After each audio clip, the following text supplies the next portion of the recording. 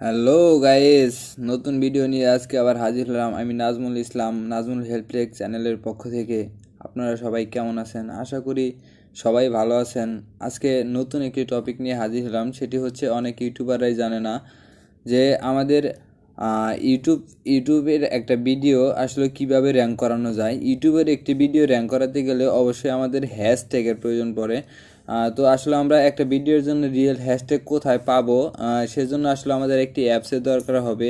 তো চলুন আমরা একটি অ্যাপস নামিয়ে নিব, সেটা হচ্ছে তো বন্ধুরা, আমরা যার যার ফোন থেকে চলে যাব আমাদের প্লে স্টোরে।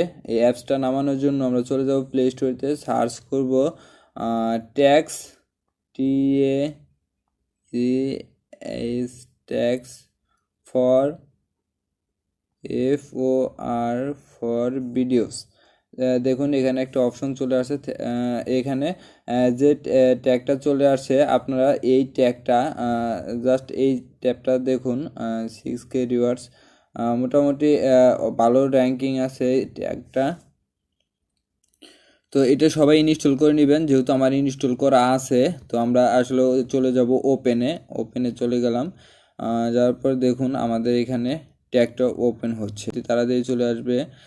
তো দেখুন এখানে ট্যাগস ফর ভিডিও সাইটে একটা সার্চ বার আছে, দেখতে পাচ্ছেন বন্ধুরা, এখানে একটা সার্চ বার আছে।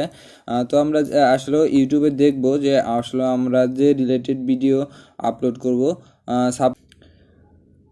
তো বন্ধুরা, এখন আমরা যেটা করব সেটা হচ্ছে ইউটিউবে আমরা যে রিলেটেড, যদি আমরা ব্লগ রিলেটেড এর ভিডিও আপলোড করি, তাহলে সাপোজ ধরেন যে এখানে সার্চ করবেন হাউ টু ব্লগ লিখে সার্চ করুন। দেখুন প্রথমে কোন ভিডিওগুলো আসে।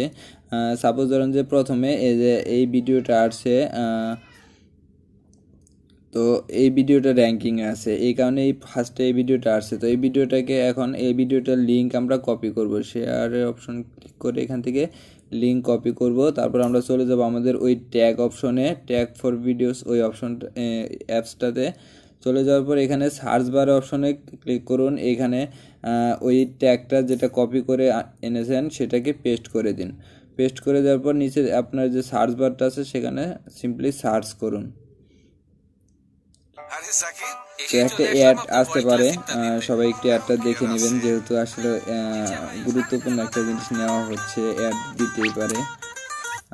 তো দেখুন বন্ধুরা, এখানে অনেকগুলো ট্যাগস, মানে উনি আসলে কি ট্যাগ ইউজ করছে সে ট্যাগগুলো এসে গেছে।